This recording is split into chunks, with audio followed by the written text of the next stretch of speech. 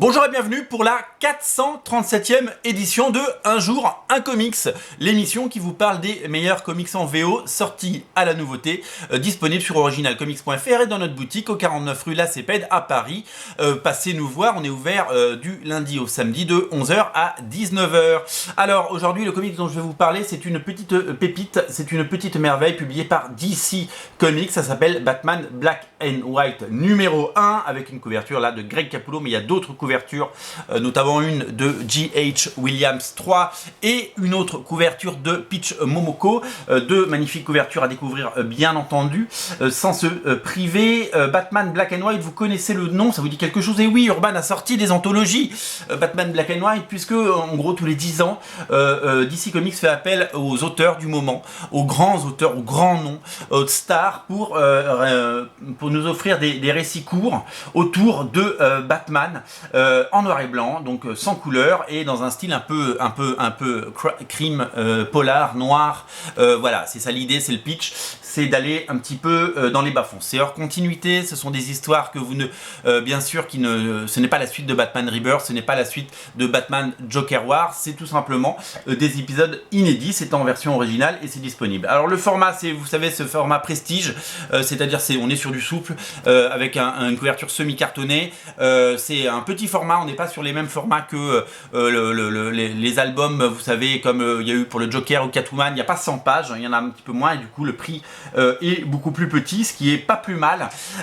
Nous sommes sur un récit, alors il y a plusieurs choses, il y a des pin-up, il y a ce qu'on appelle les pin-up, c'est-à-dire comme des posters. Donc là, vous avez par exemple un très beau dessin de Max Fiumara. Et puis après, il y a plusieurs histoires. La première, elle est signée, alors on va les faire dans l'ordre, hein. C'est Tradmour au dessin et c'est James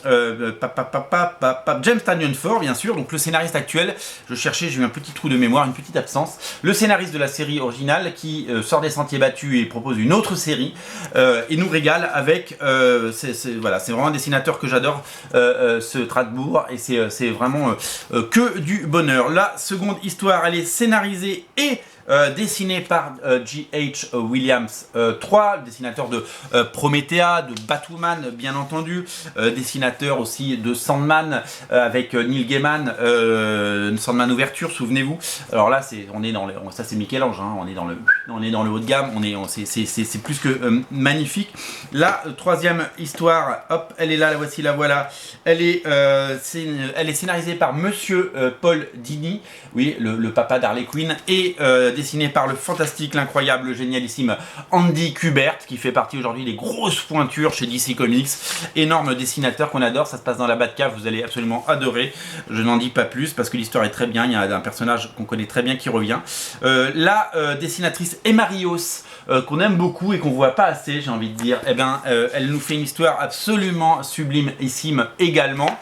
Et enfin, on termine avec une histoire signée J. Willow Wilson, vous savez, qui est chez DC maintenant, dessinée par Greg Smallwood. Alors là, on est dans le pur crime story, on est dans le polar le plus noir possible, avec un Batman absolument terrifiant. Voilà, c'est absolument superbe.